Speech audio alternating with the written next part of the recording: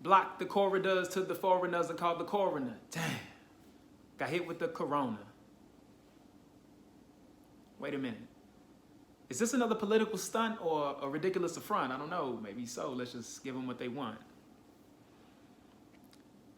So I had very little intent on speaking about this subject, but upon speaking with some family members, friends, close relatives, and even a small think tank in the DC area, I felt it was necessary to speak a little bit more about the coronavirus and how this was affecting people's decisions economically, socially, not so much psychologically, right? This is an economic-based vlog, but I do want to talk a little bit more about the media's role and how a lot of this has panned out over time and how this is going to affect us moving forward. But nevertheless, let's get into it. Your spending in the economy is someone else's income. That's someone's take. But this idea of self-quarantine, once again, is nothing new. People have this impeccable ability to self-diagnose. If the virus turns out to be far more severe than what we anticipated or predicted it to be, to keep viewers engaged, some of the positive benefits that I think could actually emerge out of this virus outbreak. So I don't really want to trivialize the difficulties that people are experiencing right now. And so what I want to do is, set the premise in that what we're dealing with right now is fraught with uncertainty. There's not a lot of accuracy in some of the statistics that are being shown because it changes on a day-to-day basis. A lot of what we're hearing right now, the next day we find that it was either less than or subpar, and thus we would have to disregard that, and now we have to bring to bear an entirely different state. And so the first thing I wanted to do was describe the coronavirus in phases and walk us through how we got to be in our current predicament.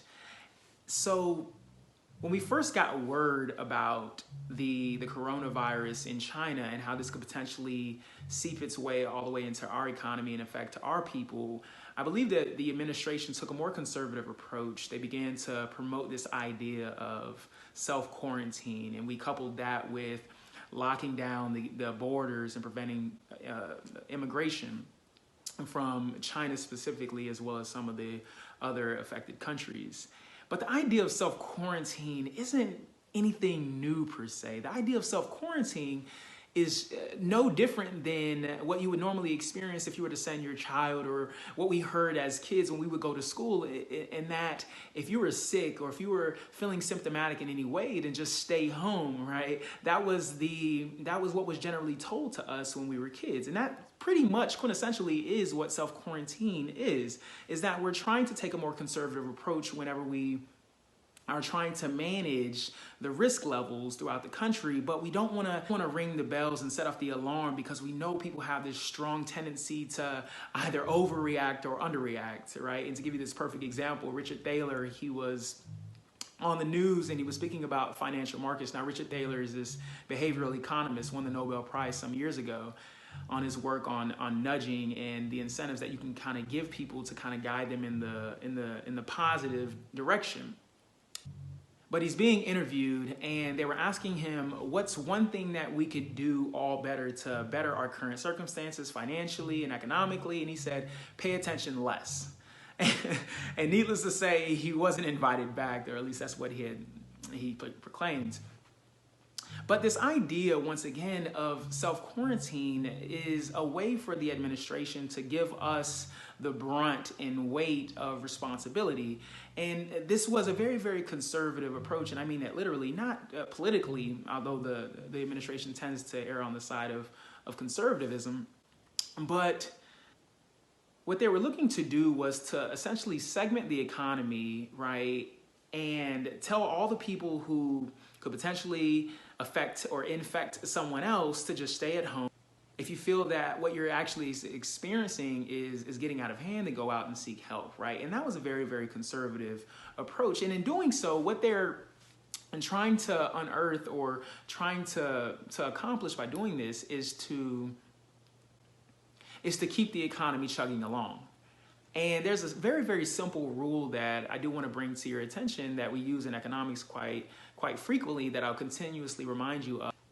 And that is, your spending in the economy is someone else's income. That's someone's take-home pay, right? And so to keep the economy chugging along, what we don't necessarily want to do is bring it to a screeching halt based upon these premonitions. Because the coronavirus is fraught with a great deal of uncertainty, or at least at that time it was.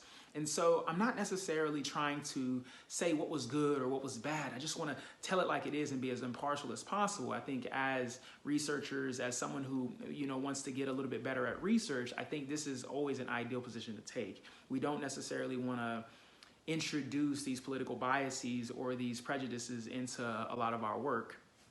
But this idea of self-quarantine, once again, is nothing new. People have this impeccable ability to self-diagnose and make trade-offs based upon their tolerance. And so to give you a perfect example, we've now declared that there is such thing as essential and non-essential work. And to give you an example of essential work, that would be like your typical truck driver. These long distance truck drivers get paid roughly $30,000 to $90,000, a pretty steep range in the amount that they actually get paid.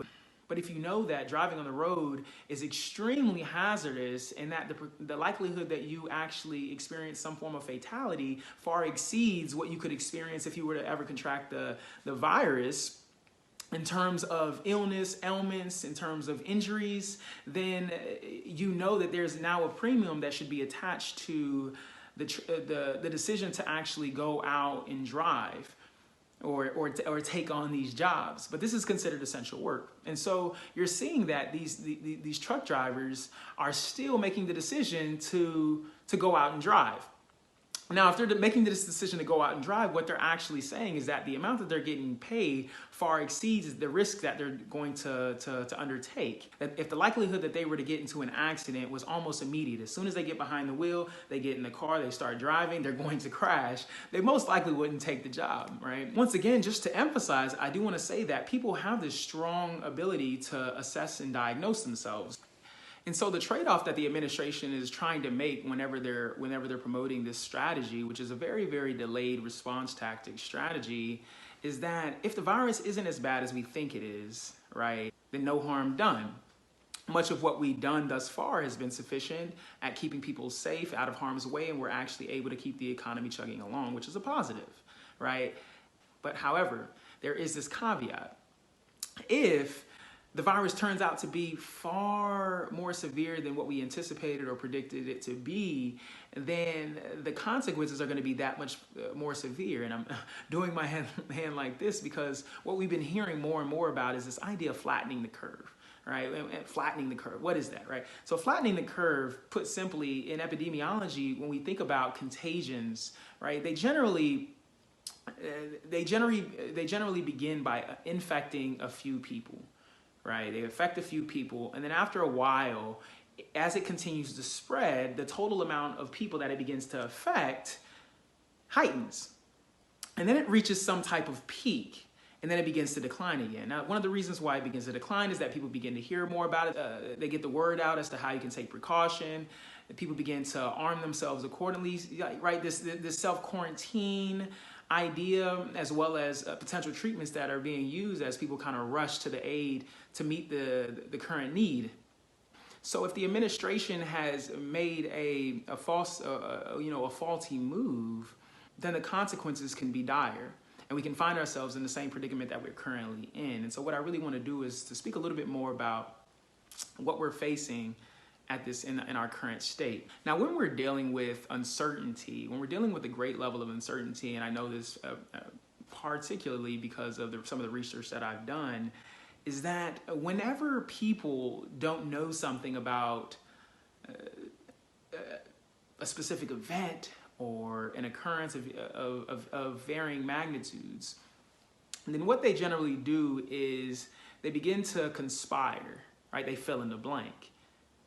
Instead of it just being a settling void where people just get information, there's a little bit less uncertainty, and they generally don't sit still. They act upon this uncertainty, and partially what they're doing is they're substituting out this void. They're filling in the blank with what they believe is to be true, and then they're acting in accordance to that, right? And so that's one of the reasons why people generally overreact or underreact, right? Is because they're now introducing their own logic and replacing what would have otherwise been facts with what they believe, what they hear, right? And so the media's is very, very powerful, right? And so I don't want to denigrate the media in any way. I just want to talk a little bit more about their role in it all and talk a little bit more about how this is affecting consumer behavior and business expectations. But the first thing I want to do is point to the fact that when we're referring to uncertainty, one of the key metrics that we've all been seeing has been potential cases, recovered, as well as deaths. Now, these potential cases, it wasn't fully understood what the idea of potential meant. It was somewhat vague, it was somewhat ambiguous, and so no one really knows what the word potential means. And over time, this idea of potential cases ended up evolving into people who are actually being tested, and it was confirmed. And so now it was potential cases confirmed, right? And potential being what could potentially lead to death or what could potentially lead to a recovery. But the idea of potential was, once again, this uncertain form of diction that didn't necessarily aid anybody in how they ought to operate, businesses or the consumers. And so what you begin to see was people began to act upon this level of uncertainty. And to give you a good example of this was in economics, we think about rationality as being not so much people making feasible decisions or plausible decisions, but whether or not they're making logical based, coherent decisions. It's based upon whether or not what the decisions that people are making, given the level of information that they had, are seeking to profit.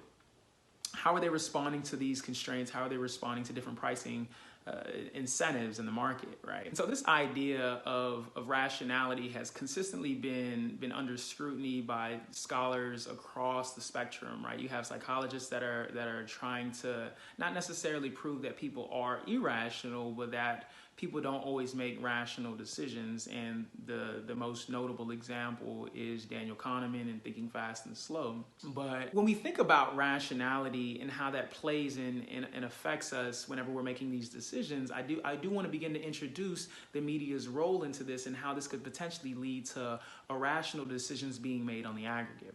And to give you an example, whenever we first heard about the coronavirus, and we heard about these potential cases, the first reaction that most people had, depending upon their level of risk, was to get up, go out, go to the grocery store, and buy as much as you possibly could in anticipation of it potentially worsening, right? Because of this idea of potential, right, it was not so much an overestimation, but if anything, it was an underestimation, but it was much more so a bleaker picture. Now, the media has every incentive to present this picture to its viewers, primarily because they have an entirely different framework under which they operate and generate revenue by just selling their content to these TV broadcasters, and they get paid on subscriber fees as well as advertising costs. And so their incentive to keep viewers engaged is extremely high, especially in these times. So as they're presenting these potential cases, these have real life consequences. They have real life effects. And so what you immediately saw was, despite people having varying levels of risks, you saw this first initial wave of people running to the grocery store, and they were packed. And how this essentially affects businesses is that, for one, the first thing you saw was a depletion in stores almost immediately. But there was also this other subtle effect that I don't believe people have really touched on, and that is the fact that when there's a virus outbreak, the first thing that you ideally want to do is to do what they recommended, which was to self-quarantine, which is to keep your distance. But in doing so, what you ended up finding was that people were all now congregating far more. And so when you went to these stores, they were extremely packed. And so I think this actually played more of a cause in perpetuating, not necessarily leading to people to contract the virus, but for those individuals who we now know could potentially be asymptomatic, but how this could have potentially at that time perpetuated and spread the virus that much more. And so the idea that people are all making these rational decisions and everybody's deciding that, well, based upon my level of risk, I'm going to get up, I'm going to go to the store, I'm going to ensure my safety, I'm going to increase the amount of goods that I save for future usage. this is now leading to irrational outcomes. That being, everybody ends up in a position that they wouldn't otherwise want to be in, right? No one wants to be around other people. Everybody wants to go out to the store, right, to hoard goods to stay in that much longer and stay away from people. But in doing so, they're actually increasing the total amount of people that they're around. And so this is one of the bigger impacts that the media has to play whenever they were presenting the information. So you didn't necessarily see nearly as much weight being focused on or being presented around the elderly population being affected. You don't necessarily see the same amount of emphasis on which demographic is being affected any more than any other demographic. The reasoning why they're doing this is actually subtle. So whenever you have to forgive me, I do want to tap into epidemiology, which isn't my focus, but this is a really vital component, right, of how we've actually led to our current economic state. So people have varying levels of risks, right, and people have varying levels of immunity. But ideally, if people are interacting with people who have the same level of risk but have maybe a relatively unhealthy immune system, or they're less immune to these virus outbreaks, which means that they're going to be more adversely affected if they were to contract the disease, then what you're going to see necessarily is that the virus is going to continue to spread. Now, independent as to whether or not you know you have it, right? So you may have it, it may not affect you, and you may continuously spread it. And this is what inevitably leads to the policy which treats everybody like they're equally vulnerable, like they have the worst immune system in the world, and thus we can mitigate the entire virus outbreak by forcing everybody to stay at home, by introducing these mandates, these ordinances, these curfews, by shutting businesses down, and it treats everybody equally. Right now we see this governmental action that's taking place where everybody is trying to prevent anyone else from being infected. So what you essentially see is that the government is setting the risk.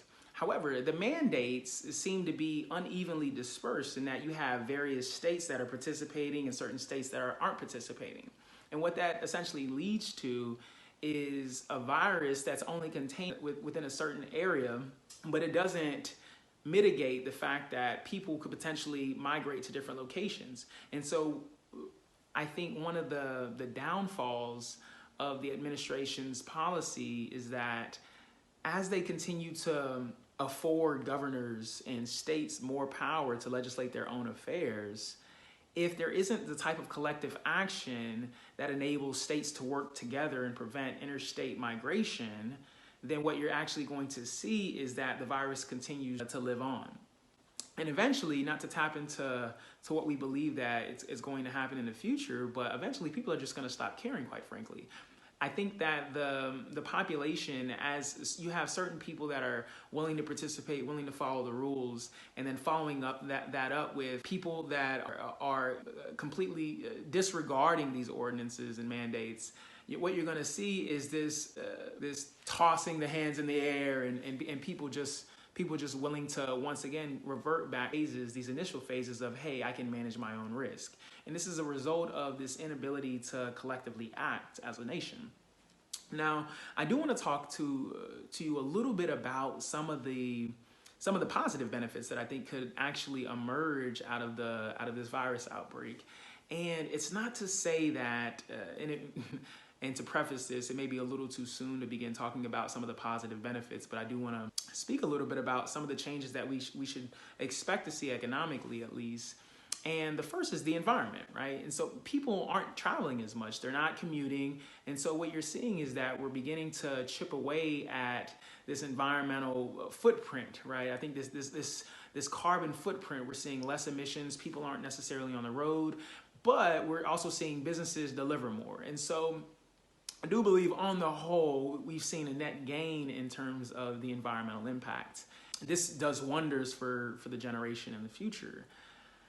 I think the second key factor is that businesses are now beginning to pursue these restructuring plans where now that they've already begun to accommodate or avail themselves of these opportunities to allow people to work from home, as well as begin to restructure their internal operations and allow people to work in a different capacity, such as delivering and less front-facing, what you're actually going to see is that Businesses now allow people to work at home a little bit more often. And as a result of that, that means businesses don't necessarily need to occupy as large of an office space, which means that the leasing costs are going to go down, and businesses benefit from that. They've lengthened their profit margins. They're able to pay their workers a little bit more, and they're also able to bring greater amount of shareholder value. Another benefit, which hasn't really been discussed too often, is admissions into college campuses, right? So right now, especially for my degree, to use that as an example, economics, the majority of people that I went to school with were Chinese. Many of them came from China to the United States. They studied for 2 to 4 years, and then they ended up going back to China. But that means if the university wants to maintain this same rate of students, if they want to maintain this level of occupancy, then that means that they either have to do one of two things. They have to increase the amount of virtual education, which, online learning, which isn't something that's very common in economics, but for other disciplines it may be.